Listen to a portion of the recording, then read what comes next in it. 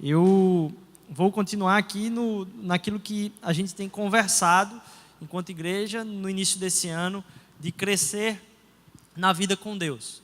E eu queria falar a respeito de 3 perspectivas desse crescimento na vida com Deus, a partir de entender a natureza de Deus em 3 aspectos. Mas para isso eu queria que a gente fizesse uma leitura que está lá em Êxodo, no capítulo 3, versículo de 1 a 14.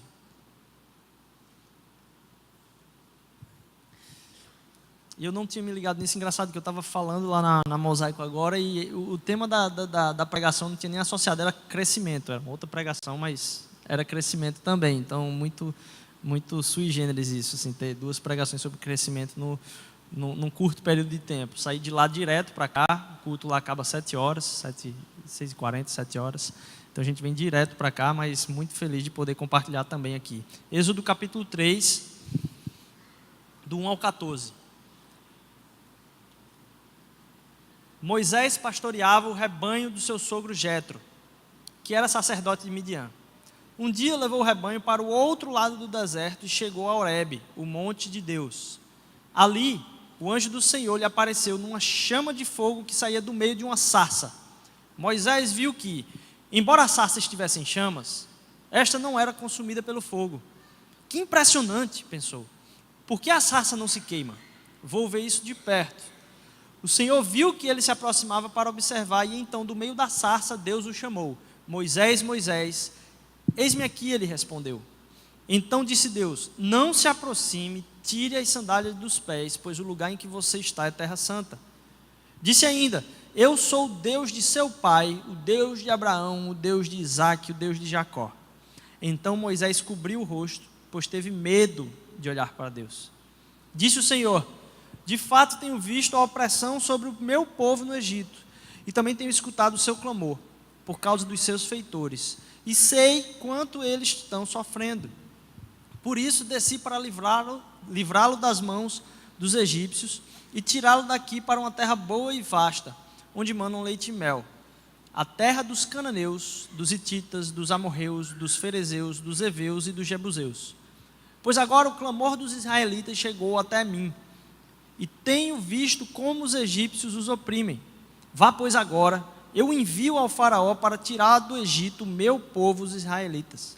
Moisés, porém, respondeu a Deus: quem sou eu para apresentar-me ao faraó e tirar os israelitas do Egito? Deus afirmou: eu estarei com você. Esta é a prova de que sou eu quem o envia. Quando você tirar o povo do Egito, vocês prestarão culto neste monte. Moisés perguntou: quando eu chegar diante dos israelitas e disser: o Deus de seus antepassados me enviou a vocês, e eles me perguntarem qual é o nome dele, que lhes direi? Disse Deus a Moisés: eu sou o que sou. É isso que você dirá aos israelitas: eu sou, me enviou a vocês. Oremos. Pai, instrui nosso coração a partir da Tua Palavra, instrui nosso coração a partir do encontro contigo, instrui nosso coração, Pai, a partir de uma verdade que é viva e transformadora. Usa esse tempo aqui para que o Teu Evangelho possa causar impacto não só na nossa vida, mas através das nossas vidas, em nome de Jesus. Amém. Eu quero compartilhar então 3 aspectos do nosso relacionamento com Deus, que o crescer com Deus, o crescimento da nossa vida em Deus, eles fazem parte de entender estes 3 aspectos da própria natureza de Deus, nesse encontro de Moisés com o próprio Deus. E eu queria que você pensasse primeiro na vida de Moisés. Talvez alguns aqui não conheçam a história por completo, mas para resumir muito, Moisés, ele veio ou participou do tempo de sua infância, e muito jovem, de toda a realidade do palácio, do centro do reinado do próprio Egito. Aquilo que era um dos grandes impérios da época, Moisés estava nas salas de estar ali, curtindo a família real e vivendo aquilo que a família real, e comendo aquilo que a família real comia, bebendo do que a família real bebia, e estava no seio daquilo que era a vivência dos reis. E era alguém que, na trajetória de sua vida, foi colocado para o deserto. Aqui Moisés já está aí nos seus 80. Isso porque ele, numa tentativa de cobrar justiça, acabou matando alguém. Viu alguém que era do seu povo, o povo israelita que estava sofrendo, e na busca por justiça, ele acabou matando a pessoa que estava cometendo uma injustiça com a pessoa do seu povo. E aí teve que fugir, porque as pessoas começaram a apontar o dedo para ele. Então ele está aqui em que situação? Ele está no deserto, fugido, velho, e ele tem um encontro com Deus. Isso é interessante, porque eu queria que você imaginasse a cabeça dele na vida religiosa, na vida com Deus. Cabeça de Moisés, alguém que está velho, alguém que na vida, o resultado da vida foi cuidar do rebanho do sogro, então as coisas não eram nem dele, ele estava cuidando das coisas do sogro, estava trabalhando para o sogro aqui, no meio do nada, alguém que veio do palácio, no meio da sua vida, teve uma trajetória desviada aí, e está recluso, cuidando do rebanho do sogro, ele velho. Imagine então, neste momento da caminhada, a expectativa que Moisés tem da utilização da sua vida nas mãos de Deus para fazer alguma coisa. Moisés já passou do tempo. Ele disse assim: rapaz, meu tempo já foi, eu estou aqui, eu vou morrer cuidando desse rebanho aqui mesmo, do meu sogro, não tem mais o que fazer, eu não tenho nada, as coisas que eu tenho, na verdade, é cuidar das coisas dos outros. A cabeça de Moisés é: daqui para mim já passou meu tempo, eu não tenho mais nada para fazer da minha vida. Mas o tempo bom para Deus é diferente. Talvez essa seja uma perspectiva da minha e da sua vida em algum momento. Minha vida está passando, eu estou ficando velho, eu estou ficando velha, O relacionamento e o tempo para Deus, da ação dele na nossa vida e através da nossa vida é muito diferente. Na verdade, Moisés talvez tenha se percebido já como inútil. Nesse tempo aqui, não tem mais o que fazer. Ele é o inútil fazendo a única coisa talvez que podia ser feita. E muitas vezes, no relacionamento com Deus, na verdade, até que a gente se perceba inútil, é que Deus se mostra no seu poder para utilizar as nossas vidas em suas mãos. Minha vida está passando. Deus não age na nossa vida e através dela a partir da nossa utilidade, mas a partir do seu poder. Não tem a ver com capacidade, tem a ver com disponibilidade para ser usado nas mãos de Deus, para fazer coisas que às vezes não é o que a gente quer, mas é a transformação que Ele deseja. O tempo bom para Deus é completamente diferente. E muitas vezes você não será útil até se perceber na sua inutilidade, que sem Deus você não é nada. Então, a primeira coisa que eu queria que você entendesse da natureza de Deus no crescimento da vida com Ele, é que uma das coisas que você tem que entender sobre Ele mesmo, que a espera com Ele, ela é perfeita. As demoras de Deus são sempre perfeitas. As demoras de Deus são sempre perfeitas. Porque o tempo dele não é o nosso tempo. E ele não age a partir das capacidades das pessoas. Ele age a partir do seu tempo. Como você precisa talvez aplicar isso na sua vida? Quais são as coisas talvez que você está colocando como empecilho? Não para conseguir as coisas para você, mas para ser usado por Deus com um propósito na sua vida, que o empecilho tem sido talvez algo que já passou do tempo. Aquilo que você tem de expectativa da ação de Deus na sua vida e através da sua vida vai depender do entendimento da natureza de Deus a respeito das esperas dEle. Porque as demoras de Deus são sempre perfeitas na nossa vida. Então, primeiro, a espera de Deus. Como Deus trata com o tempo. Uma outra coisa que eu queria que a gente entendesse aqui é a natureza da ação de Deus como um fogo. é interessante, né, que muitas vezes, às vezes eu fico com medo de vir um visitante em alguns dias que tem a igreja cantando um negócio dizendo assim, queima, vem com teu fogo sobre mim. Eu disse, rapaz, faço não. Né? Para quem não conhece a realidade da comunicação da Bíblia, imagine alguém visitante chegar, alguém que nunca veio aqui, talvez seja o seu caso, e você encontra 500 pessoas dentro de um ambiente fechado, dizendo, desce com fogo e queima sobre esse rapaz. Mas é interessante como o fogo ele é aplicável em várias situações da Bíblia, em passagens da Bíblia. A manifestação de Deus tem a ver, ou do seu Espírito, tem a ver com o queimar, tem a ver com o fogo.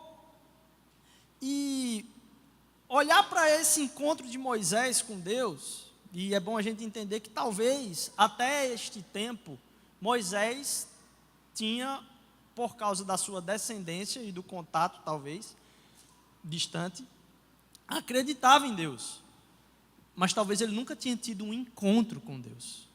E é muito diferente acreditar em Deus e ter um encontro com Ele. Uma coisa é acreditar na humanidade pecaminosa. É engraçado quando a gente está em pequeno grupo e a gente está compartilhando a respeito de algum tema da nossa vida. E aí alguém vem assim, a sociedade é muito egoísta. As pessoas são muito... É sempre na terceira pessoa. É sempre o outro que é.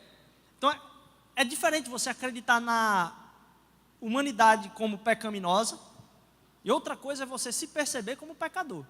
É algo completamente diferente no relacionamento com Deus. Entender-se, implicar-se nesse processo do encontro com Deus, de que Deus não quer ser mais uma rotina e um hobby seu de frequentar um ambiente religioso no final de semana, mas de que Ele quer ter um relacionamento profundo com você, é completamente diferente. Então talvez o que Moisés teve aqui foi realmente um encontro primeiro com Deus. Lá em 1654, um dos grandes cientistas da história, Blaise Pascal, descreve em um dos seus diários uma experiência que ele teve com Deus, uma experiência que ele registrou no seu diário. Eu vou ler parte dessa experiência aqui. Segunda-feira, 23 de novembro, 1654, e ele começa: fogo, Deus de Abraão, Deus de Isaac, Deus de Jacó, não aquele dos filósofos ou daqueles letrados. Certeza, um sentimento profundo, alegria, paz, Deus de Cristo Jesus, meu Deus e o seu Deus. O seu Deus será o meu Deus.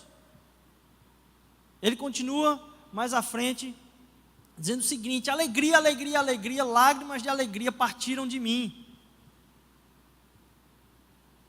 Isso é um cientista falando, alguém de muito conhecimento, tratando da sua experiência com Deus. Ele trata com um sentimento de fogo.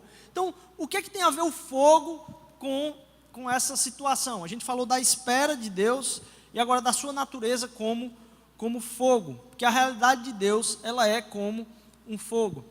O fogo ele não é algo que é independente, certo? O fogo ele é algo que é dependente. Eu não vou entrar em muita ciência aqui para não meter os pés pelas mãos, mas o fato é que o fogo depende de combustível. O fogo depende de algo externo a ele para queimar. A sua existência está condicionada a alguns fatores, dentre eles o combustível.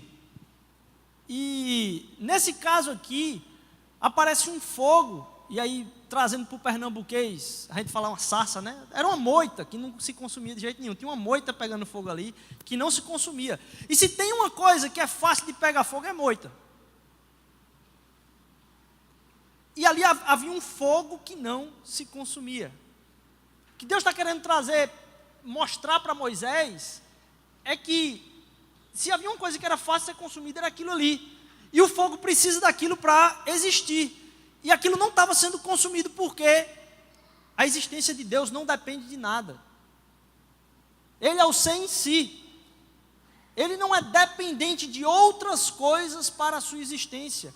O contexto da sua vida e da minha vida não é o que faz a necessidade ou a veemência ou a relevância da presença de Deus ser certeza. Ela é certeza independentemente de nós. Não há poder ou fonte que é a causa de Deus, porque Ele é a fonte e causa de tudo. O fogo que não precisa de combustível. É como se Deus estivesse falando assim: eu sou o ser e a existência em si. Eu não dependo de nada mais. Deus não depende de nada, tudo depende dEle. Até entendermos não só a espera e a relação do tempo em Deus, com Deus, e também da sua natureza, que faz com que a gente entenda que todas as coisas dependem dEle, nada é algo do qual Ele depende para existir, faz com que a gente perceba melhor um pouco o que está lá em João capítulo 15, versículo 5. Um dos trechos mais fantásticos do Evangelho, onde Jesus vai dizer: eu sou a videira, vocês são os ramos. Se alguém permanecer em mim e eu nele, esse dá muito fruto, pois sem mim, vocês não podem fazer coisa alguma. A gente começa a colocar condição para a ação de Deus em várias coisas. Deus é fogo que arde sem depender, porque Ele é a fonte de todas as coisas. E às vezes a gente acha que Deus depende da minha ação para fazer alguma coisa. Não depende, sou eu que dependo dEle. E a gente tem que começar a entender que as coisas que a gente faz na nossa vida e a nossa ação, como todas as outras coisas na face da terra, encontram uma mesma fonte e uma mesma causa: o próprio Deus. Para que a gente internalize, traga para a nossa vida, encarne, viva dia após dia: sem mim, vocês não podem fazer coisa alguma. Talvez seja uma das coisas que Deus quer fazer você entender esse ano. E talvez a coisa que você mais precisa saber ou ter certeza. Melanchthon era um parceiro de Lutero. E numa das discussões entre eles lá, Melanchthon era muito mais agitado e queria tomar as coisas à força. Uma das coisas que Lutero falou para Melanchthon, ele disse: tá bom, Melanchthon, você está tão invocado aí mesmo? Aí ele falou o seguinte: então vamos ver como é que Melanchthon governa o mundo. Muitas vezes aquilo que são os nossos sonhos e desejos de vida fazem como se a gente é que mantesse o mundo, a gente é que mantém o mundo, a gente é que pensa como o mundo deveria funcionar, a gente é que pensa como as coisas deveriam acontecer na nossa vida e na vida dos outros. Quando tem alguém que é fonte de todas as coisas, existente e pré-existente a todas as outras coisas, eterno e que não depende de nada, não muda. Eu tive a oportunidade de ter contato perto esses dias e minha fé foi aumentada mais ainda. Vocês já devem ter ouvido a história de um dos nossos irmãos aqui da cidade, pastor de uma outra igreja, que teve a família toda, perdeu a família toda no Réveillon, num acidente de carro. Eles viraram a noite com ele mora 3 prédios aqui para o lado da Emanuel. E a família toda virou com ele o ano lá no prédio e passou o dia todo junto, dia 1, 6 horas da tarde, eles pegaram um Uber para voltar para Igaraçu, que é onde eles moram. E aí ele perdeu o pai, a mãe e os 2 irmãos num acidente de carro com o Uber, provavelmente porque ele dormiu nessa virada aí de ano, muito cansado de trabalhar e tal. E você observar uma tragédia dessa e ter alguém dando um testemunho a respeito do que é ter essa perda, e você vê aquela pessoa tão jovem, mais jovem que eu, poder falar o seguinte, diante de várias pessoas: olha, é uma perda, dói muito, mas dói como uma perda. Não é uma dor de um desespero ou de uma angústia, porque aqui no máximo a gente vai viver 60, 70, 80 anos. Mas eu sei para onde eu vou na eternidade, isso não se compara. E Deus me presenteou com um tempo de reconciliação em muitas coisas na vida da gente durante aquele dia. Minha mãe saiu de casa com a minha camisa, Meu pai saiu de casa com a camisa da minha irmã e Deus preparou todas as coisas para que fosse desse jeito.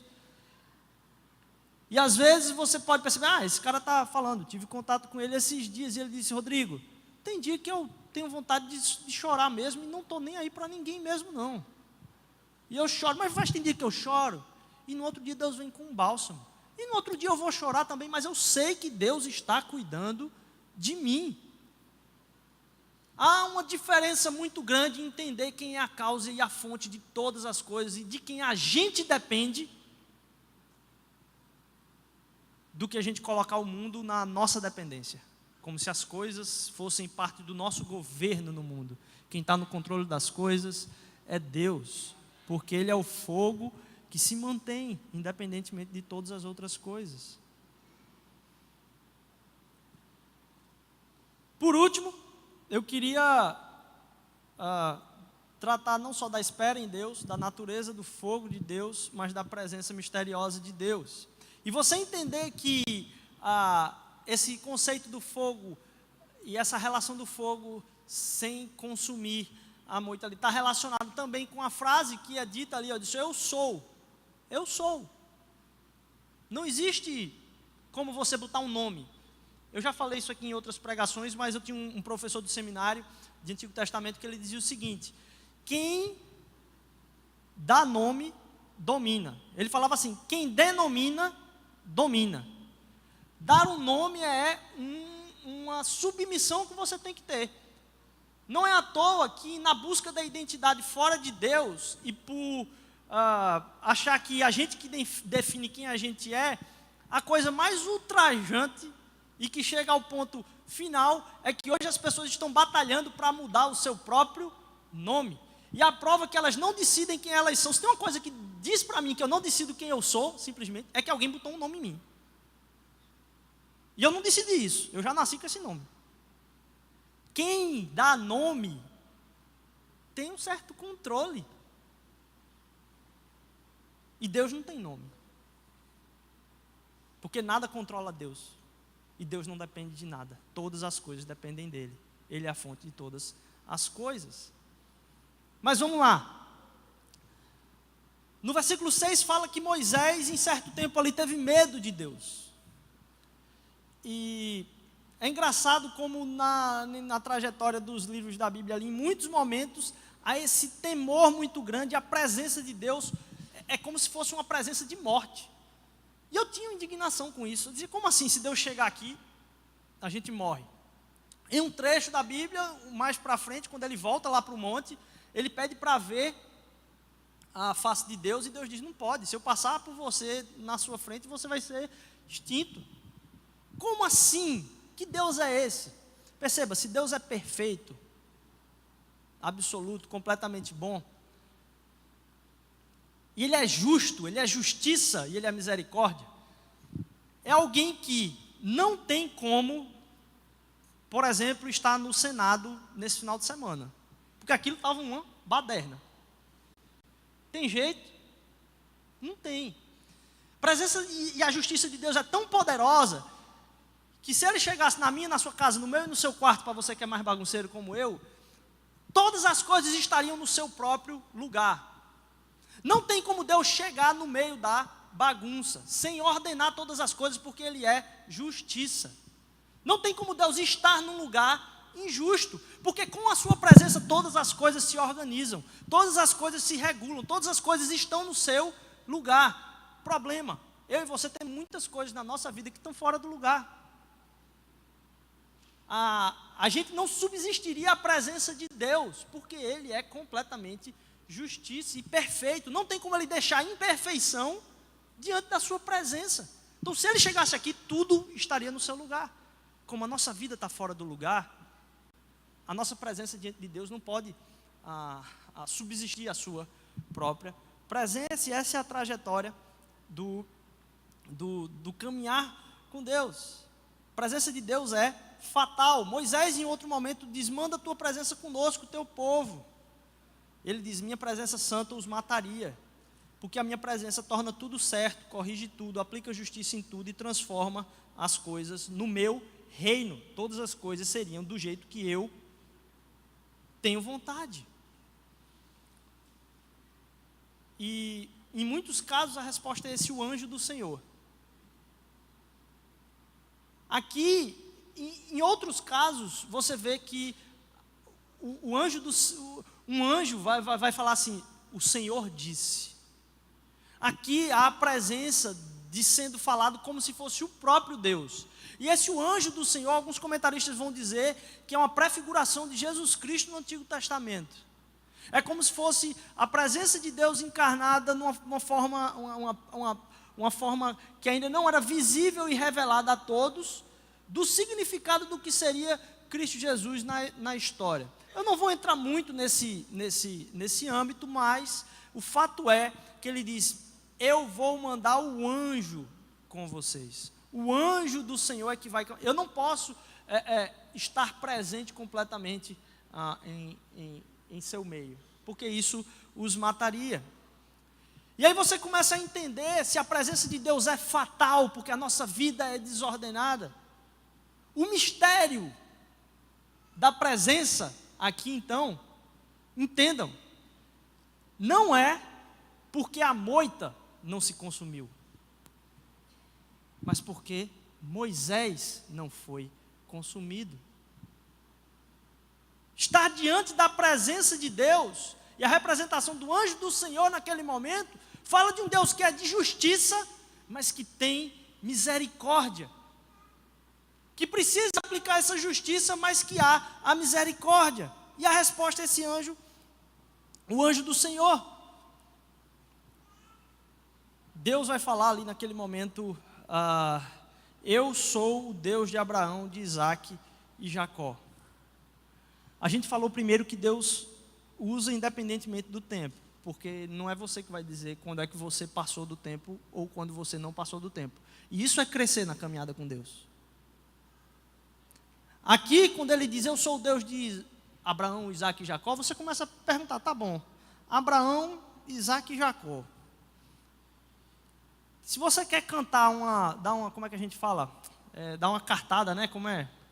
Me esqueci o nome agora da palavra que a gente usa aqui. Se você quer dar uma de quem tem um grande poder, você quer dar uma carteirada, lembrei. Quando você quer dar uma carteirada, você quer dizer: não, eu digo que eu sou parte disso aqui, e a pessoa fica impressionada com isso. Eu sou o Deus de Abraão, Isaac e Jacó. Vamos lá, Abraão, ó a conversa e a espiritualidade desse meio. Ele diz ali: ó, eu vou te dar uma grande nação, tu vai ser, a tua descendência vai abençoar todas as famílias da terra. Aí você tem um cara que é covarde, que chegou no Egito ali e disse assim: olha, isso aqui é minha irmã, não é minha esposa não. Quase que a mulher ia se deitar com o faraó por causa disso, por causa da covardia de Abraão. Aí Deus disse que na velhice dele, quando já não era mais tempo, Deus ia fazer algo através da sua descendência. Aí você tem dentro dessa família maravilhosa do covarde, Sara, que pega e diz: não, está aqui, a tua serva vai deitar com ela. Ou seja, dá um pulo no plano de Deus por não acreditar no próprio propósito de Deus na vida da família. Aí coloca Agar. Agar tem um filho, e o que Agar faz? Fica zombando de Sara por causa do filho que ela teve e ainda... Então, veja que família estruturada de quem a gente deve se orgulhar. O covarde, a mulher que surrupiou o plano de Deus, e a outra que ainda é invejosa, e a outra que ainda é pisoteadora em cima da vida de Sara. Aí você vai para Isaac, aquele que trocou a bênção de Esaú aí e acabou amaldiçoando boa parte da descendência do que deveria ser a caminhada natural da bênção sobre a vida de Esaú, mas foi sobre Jacó. E Jacó nem se fala, pelo próprio nome, não dá nem para listar aqui a quantidade de tropeços do próprio Jacó. Então vejam o Deus de Abraão, de Isaac e de Jacó. Isso é porque Deus, Ele trabalha com materiais imperfeitos, porque perfeito só Ele. Quem somos nós nas mãos e no crescimento com esse Deus? Não importa quem nós somos, importa quem Ele é. E o nosso relacionamento não está com Ele, não está baseado de novo, em quem nós somos, mas em quem Ele é. Porque nós mudamos, Ele não. Eu sou o Deus de Abraão, de Isaac e de Jacó, o Deus dos materiais não promissores. E sabe mais uma coisa? A gente está falando de um Deus que não tem nome, que não se exerce controle sobre Ele, mas Jesus recebeu um nome. E o nome que Jesus recebeu era um nome familiar para a gente. É Jesus quem dá o nome para Deus. Jesus recebe um nome e Jesus é quem dá o nome para Deus. O nome que Jesus dá para Deus é o nome de Pai. Esse é o nome que Deus coloca na nossa boca através da vida de Jesus para essa relação. E em Jesus, Deus se torna Deus conosco. A sua presença plena do Deus de justiça. Mas espera aí, como é que Ele vai corrigir todas as coisas? Ele tem que aplicar a justiça. E a justiça foi aplicada em Cristo Jesus. Ele pagou todos os nossos pecados. E o que sobra para a gente? Misericórdia. O Deus justo e misericordioso sobre a nossa vida. Quando a gente entende que na natureza do crescimento da nossa relação com Deus, todas as demoras de Deus valem a pena, que a sua natureza como fogo faz com que a gente altere a nossa vida para entender que Ele é a fonte de todas as coisas e nada depende de nós, mas tudo depende dEle, e que a nossa própria vida depende dEle, a gente começa a trocar a nossa confiança onde a gente deposita nossas forças, e a gente entende que Deus é aquele que utiliza-se de materiais não promissores, não só daqueles que já passaram do tempo, mas daqueles que já pisaram na bola. Porque, de novo, é sobre quem Deus é. Estava conversando agora com a igreja, que muitas vezes a gente acha que Deus quer usar a nossa vida para a gente mostrar para o mundo o que é certo. A gente tem que defender Deus para mostrar para esse povo o que é certo. Ontem e esses dias também tinha muita gente querendo mostrar o que era certo. Cada um cantava de galo mais bonito lá nas tribunas. E a gente tem que entender que o Evangelho vem não para mostrar para as pessoas o que é certo. E o nosso papel e missão não é para mostrar para as pessoas o que é certo, simplesmente. Isso já seria bom, mas é muito pouco. Porque o que Deus quer não é que a gente o defenda, mas que a gente o espelhe. Para que as pessoas não entendam o que é certo, mas elas vejam virtude em nós e entendam o verdadeiro. É muito mais profundo. Porque a natureza de Deus começa a participar da nossa natureza através do Espírito, numa relação profunda com Ele. Quando a gente entende que a espera nele vale a pena, quando a gente entende que Ele é o fogo que arde sem consumir, isso porque a sua própria existência não depende de nada, e que a sua presença, ela vem habitar em nós sem nos consumir, porque consumiu o seu próprio Filho para nos salvar. E eu termino dizendo, lá em 2 Coríntios capítulo 4, versículo 7, diz o seguinte: mas temos esse tesouro em vasos de barro, para mostrar que este poder que a tudo excede, provém de Deus e não de nós. Não é você nem eu que vamos dizer quando é que se passa do tempo, quando não tem tempo, quando ainda falta tempo. Não sou eu nem você que vai dizer, isso depende de outra coisa acontecer para que isso... Não. Todas as coisas dependem dele. E você devia talvez trocar, dizer assim, fazer o plano de 2019, né, e dizer assim para Deus, Deus, abençoa aqui. Fazer o contrário, qual é o plano para 2019, Deus? Porque eu sei que todas as coisas dependem de ti. E se alegrar na presença dele, porque a presença misteriosa dele não nos consome, mas só nos enche. Somos tesouros em vasos de barro para a honra e glória do Senhor Jesus. Amém? Pai, obrigado, Senhor Deus, porque podemos crescer na Tua presença, a partir do Teu Evangelho, a partir de entender, Senhor Deus, que em Cristo Jesus, Pai, Tu consumiste o Teu Filho por amor a nós. Usa o Teu Evangelho para fazer com que as pessoas enxerguem a Tua natureza amorosa em nós, essa semana, Pai. Que a gente possa traduzir virtude, espelhar o Teu caráter, muito mais do que pregar o que deve ser correto, não apenas mostrar-se correto, mas demonstrar fruto do Espírito para além disso, Senhor Deus. que as pessoas possam sentir o teu abraço através das nossas vidas, que aquilo que é a nossa retidão e santidade, Senhor Deus, possa transbordar no fruto do Espírito, das pessoas entenderem o amor que Tu nos deste, Senhor Deus. Que a nossa pregação seja para as pessoas entenderem a Tua natureza.